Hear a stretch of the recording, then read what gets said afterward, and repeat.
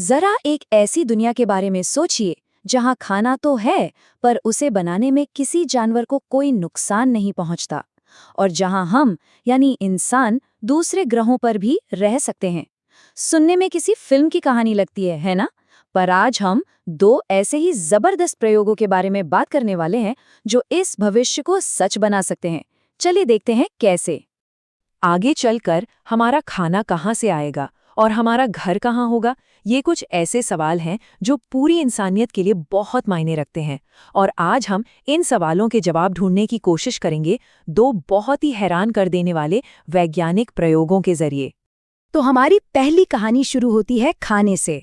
और ये सिर्फ स्वाद की बात नहीं है, बल्कि इस बात की है कि हम अपने खाने को बेहतर, ज्यादा टिकाऊ और कह सकते हैं नैतिक कैसे बना सकते हैं। चलिए इस दिलचस्प सफर पर चलते हैं। 22 करोड़ ये बस एक नंबर नहीं है, ये उन मुर्गियों की संख्या है जो हर सिंगल दिन हमारे खाने की जरूरतों को पूरा करने के लिए मारी जाती हैं। ये आंकड़ा हमें रुककर सोचने पर मजबूर करता है कि क्या इसका कोई बेहतर तरीका हो सकता है।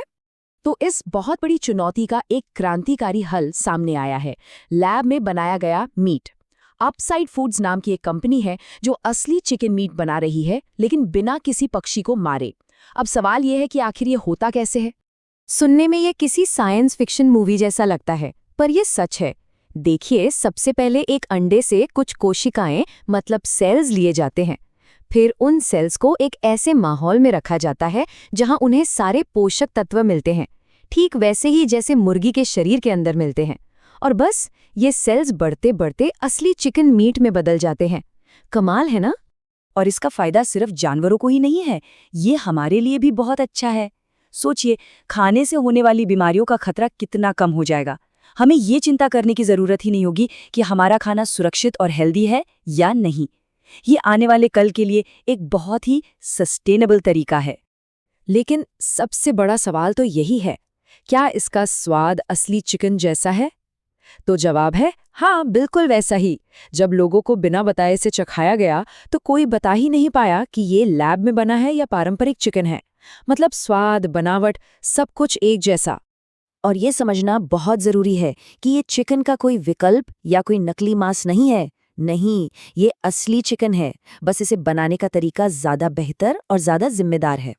तो खाने की बात तो हो गई। अब बात करते हैं हमारी दूसरी सबसे बड़ी जरूरत की, हमारा घर। क्या होगा जब हमें इस पृथ्वी से भी आगे सोचना पड़ेगा? इंसान भविष्य में कहाँ रहेगा? हमारी अगली कहानी इसी बड़े सवाल का जवाब खोजने की एक कोशिश है। बायोस्फीयर ये सिर्फ एक बिल्डिंग या एक प्रयोग नहीं है, ये भविष्य के लिए एक नक्शा है, एक ब्लूप्रिंट। ये हमें सिखाता है कि हम दूसरे ग्रहों पर, जैसे कि मंगल पर, कैसे पूरी तरह से आत्मनिर्भर होकर रह सकते हैं। इस प्रयोग का सबसे बड़ा और सबसे मुश्किल नियम ये था कि बाहर से कोई मदद नहीं ली जाएगी। मतलब ऑक्सीजन, पानी, खाना सब कुछ अंदर ही बनाना था। ये आत्मनिर्भरता का सबसे बड़ा इम्तिहान था। और इस छोटी सी दुनिया को बनाने के लिए वैज्ञानिकों ने पता है क्या किया? उन्होंने पृथ्वी के 5 अलग अलग माहौल एक ही छत के नीचे बना दिए। एक तरफ घना जंगल, दूसरी तरफ सूखा रेगिस्तान और यहाँ तक कि एक छोटा सा समंदर भी, सब कुछ एक साथ। और हर माहौल का अपना एक खास काम था। जंगल बारिश लाने में मदद करता था, तो घास के मैदानों में खाना उगता था। और सबसे मजेदार बात, दलदल में कुछ ऐसे पौधे भी थे जिनका स्वाद बिल्कुल आलू की चिप्स जैसा था।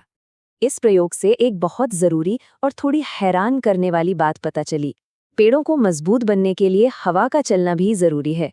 ये हमें सिखाता है कि जब हम दूसरे ग्रहों पर अपना घर बनाएंगे तो हमें प्रकृति के ऐसे छोटे छोटे नियमों का भी पूरा ध्यान रखना होगा। तो लैब में बने चिकन और इस बायोस्फीयर, इन दोनों प्रयोगों का हमारे भविष्य के लिए असल में क्या मतलब है? चलिए अब इन दोनों कहानियों से मिले सबक को एक साथ जोड़कर देखते हैं। अगर आसान शब्दों में कहें तो लैब में बना चिकन हमारे खाने की समस्या का हल है और बायोस्फीयर हमारे रहने की समस्या का। एक हमें बताता है कि भविष्य में हम क्या खा सकते हैं और दूसरा कि हम कहाँ रह सकते हैं। और जब हम इन दोनों कमाल के आइडियाज़ को मिलाते हैं तो हमें एक ऐसे भविष्य की तस्वीर दिखती है जहां हमारी ज़रूरतें भी पूरी हो रही हैं और हमारे सपनों की कोई सीमा नहीं है।